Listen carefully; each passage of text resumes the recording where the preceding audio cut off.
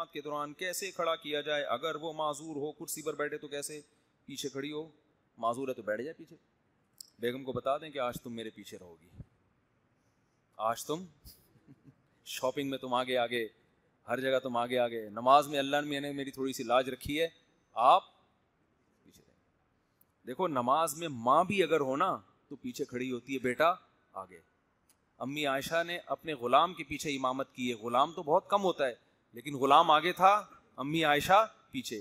نماز میں مرد کا مرد ہونا اللہ ہائی لائٹ کرتے ہیں کہ امامت کے اہل کون ہے, مرد ہے, عورت نہیں ہے. ہمارا جو لبرل طبقہ ہے نا اس نے تو عورت ہی کے حقوق بیان کیے, اتنے مرد کو تو بالکل ہی نظر انداز کر دی, وہ تو مخنچو ہے, کسی کام کا نہیں ہے وہ. اسلام نے اعتدال کیا ہے.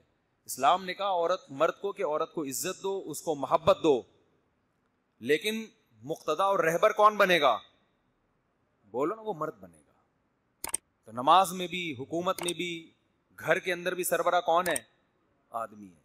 تو نماز میں اللہ مرد کی صفت کو, حتیٰ کہ عورت اگر آپ ایک امام کے پیچھے نماز پڑھ رہے ہیں اور خاتون نماز میں آپ کے بالکل ساتھ کھڑی ہو جائے تو مرد کی نماز باطل ہو جاتی ہے. سمجھتے ہو؟ حرم میں اس پر عمل اس لیے نہیں کیا جاتا, دفع حرج کے لیے. وہاں فقہ حنفی کو ہم چھوڑ دیتے ہیں کیونکہ اس پر عمل کرنا ممکن نہیں. حدیث میں آتا خیروہن من حیث اخرہن اللہ, نماز میں خواتین کو پیچھے کھڑا کرو. تو امام صاحب کہتے ہیں یہ رکن ہے نماز کا, اگر ساتھ ہو گئی تو نماز کی ایک شرط ختم ہو جائے گی. تو اس حدیث سے استدلال کیا ہے. تو گھر میں بیگم کو نماز پڑھائیں. بیگم ایکچولی آج آپ تھوڑی دیر کے لیے کائنڈلی, جب یہ پوری تقریر سنے گی نا پھر وہ پیچھے نہیں کھڑی ہوگی. ویسے ٹھیک تھی, کہہ رہی تھی ٹھیک ہے, لیکن کہہ رہی اتنی لمبی تقریر کے بعد اب میں پیچھے, آپ اخپل نماز پڑھیں, میں اخپل نماز پڑھوں. بیوی کو گھر میں جماعت کے دوران یہ ہو گیا. غسل نماز کی نیت سے کیا کیا ہوا ہو تو وضو کرنا ضروری ہے؟ نہیں, غسل کسی بھی نیت سے کیا تو ہو گیا بس. قرآن خوانی میں کسی کی دل جوئی کے لیے جائیں تو کیا سپارہ پڑھ سکتے ہیں؟ قرآن خوانی اصال ثواب کے لیے ہو رہی ہے تو نہیں جائیں, برکت کے لیے ہو رہی ہے تو جانے کی گنجائش ہے, دل جوئی کے لیے جا سکتے ہیں. مردوں کے اصال ثواب کا طریقہ بس یہ کہ دعا کیا کریں اللہ اس کی بخشش کر دے, بس اے اللہ اس کی بخشش کر دے, اور صدقہ خیرات کر دیا کریں, کوئی بھی نیکی کر کے اس دل میں نیت کر لیں, اس کو ثواب پہنچ جائے. امانت کو کچھ وقت کے لیے استعمال کرنا جائز ہے. جس نے امانت دی ہے اس کی اگر اجازت ہو تو جائز ہے, اس کی اجازت کے بغیر جائز نہیں ہے. اجازت کبھی صراحتاً ہوتی ہے, کبھی دلالتاً ہوتی ہے. تھوڑی گاڑی اردو ہے. صراحتاً کا مطلب یہ کہ آپ کو کسی نے 5,000 روپے دیے, میری امانت ہے, یہ صدقے کی رقم ہے, فلاں کو دے دینا, ٹھیک ہے نا. آپ جا رہے ہو, گاڑی کا پیٹرول ختم ہو گیا, جیب میں ہاتھ ڈالا, بٹوا نہیں ہے. اب وہی صدقے کے 5,000 جو کسی نے امانت کے طور پہ دیے تھے, آپ کو پتا ہے گھر میں میرا بٹوا موجود ہے, میرا پرس موجود ہے, اس میں 5,000 پڑے ہوئے ہیں, تو میں یہ ابھی یہاں لگا دیتا ہوں اور گھر جاؤں گا تو وہ 5,000 صدقے میں دے دوں گا. تو یہ جائز ہے. کیوں؟ جس نے آپ کو دیے ہیں اس کو جب یہ پتہ چلے گا تو اسے کوئی وہ نہیں ہوگا, وہ کہے گا بھائی کوئی بات نہیں یار, وہ تو کوئی کھائے تھوڑی ہیں تم نے. تو صراحتاً اجازت یا دلالتاً کا مطلب یہ کہ آپ کو یہ علم ہے کہ اگر وہ ہوتا تو وہ یہ عمل دیکھ کے ناراض نہ ہوتا, تو ایسا بھی جائز ہے. اچھا بھائی, کتوں کے کاٹنے کے ڈر سے گھر پر جماعت کرنا. میں بہت کراچی میں ہر ہفتے لوگوں کو دیکھ رہا ہوں جو کراچی میں کتوں کی وجہ سے زخمی ہوئے ہیں. اس دن ایک بھائی بیچارے ٹانگ توڑوا بیٹھے, پلستر بندھا ہوا ہے ٹانگ پہ, یہاں جمعے میں آئے ہوئے تھے.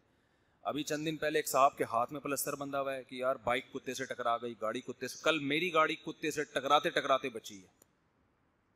ایک دم کتا سامنے آ گیا. اور گاڑی میں مسئلہ یہ ہوتا ہے کتے کو بچانے کے بریک لگاؤ تو پیچھے نہ کوئی گھسڑ دے. تو حکومت کو بالکل, الحمدللہ ہمارے ہاں پیپلز پارٹی کی حکومت ہے سندھ کے اندر, اور اللہ کا بڑا فضل ہے. بس یہ جس پہ ہم اللہ کا جتنا شکر ادا کریں اس پہ الحمدللہ کم ہے. کچھ پولیس والے آئے ملنے کے لیے, تو میں نے ان سے بات کی, یار رشوت لے رہے ہو, یہ کر رہے ہو, نہیں کرنا چاہیے. انہوں نے جو حالات بتائے نا, پولیس والوں کے ساتھ جو ظلم ہو رہا ہے حکومت کی طرف سے, میرا دل چاہ رہا تھا میں ان کو زکوٰۃ دینا شروع کر دوں. جو سندھ پولیس کی حالت خراب ہے, کوئی پولیس والا زخمی ہو جائے اس کے علاج کے لیے پاپڑ بیلنے پڑتے ہیں اس کو, گورنمنٹ اس کی مدد. وہ ڈاکو کو کیا مارے گا یار, جس کے پولیس کی گولی لگ جائے سالا, ہسپتال دیکھو کہاں ہے. وہ جتنی دیر اس کو ہسپتال پہنچنے میں اور وہاں جو ٹریٹمنٹ اتنی تھکی ہوئی, وہ کہتے ہیں اپنے خرچے پہ کرا لو. وہ تو پھر صبح کھائے گا پراٹھے فری پھوکٹ کے, صحیح ہے نا. جو حالت پولیس والوں کی رکھی ہوئی ہے نا, تو جو اپنی پولیس کی حفاظت نہ کر سکے گورنمنٹ، وہ عوام کی حفاظت کیا کرے گی؟ پولیس تو آپ کا ادارہ ہے نا. اس کی حالت خراب ہوئی. مجھے تو پولیس والوں پہ مجھے یقین نہیں آ رہا تھا جو حالات بتا رہے ہیں سچی مچی کے ہیں. تنخواہیں دیکھو ان کی یار، جو بےچارے عام پولیس والے گھوم رہے ہوتے ہیں نا موبائلوں میں. اور اگر کوئی وہ نہیں ہے کہ اگر کسی چور کو پکڑ لیں، ڈاکو کو پکڑ لیں تو کوئی انکریمنٹ ہو، کوئی حوصلہ افزائی ہو، بس کوئی آفیسر اپنے طور پہ تھپکی دے دے ماشاءاللہ خاندانی، بس اس کے علاوہ کوئی اپریشیٹ کرنے کے لیے گورنمنٹ کی طرف سے انتظام نہیں ہے. تو پھر کیا حالت ہوگا یار، آپ خود اندازہ. میرے تو اتنا مجھے ترس آ رہا تھا. وہ ایک چور گیا نا کسی کے گھر میں چوری کرنے کے لیے، ہر ڈبے میں ہاتھ مارا، کچھ بھی نہیں ملا. تو اس کو اٹھایا گھر کے مالک کو، جیب سے 50 روپے نکال کے بولے کچھ کھا لے یار، ناشتہ کر لینا. تو پولیس والوں کی جو حالت سندھ گورنمنٹ نے کی ہوئی ہے، اگر آپ کو پتا چل جائے، آپ ان کے پراٹھے خود ہی بنوا دو. ہوٹل والے سے بولو یار جتنی موبائل نا میرے خرچے پہ ان کو ناشتہ کرا دینا.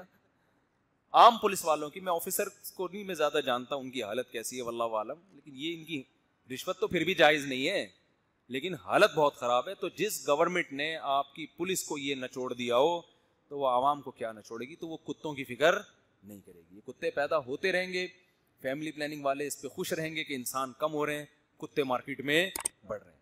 تو یہ خود ہی محلے والوں کو چاہیے کتوں کے مار کے بہترین ہو گیا.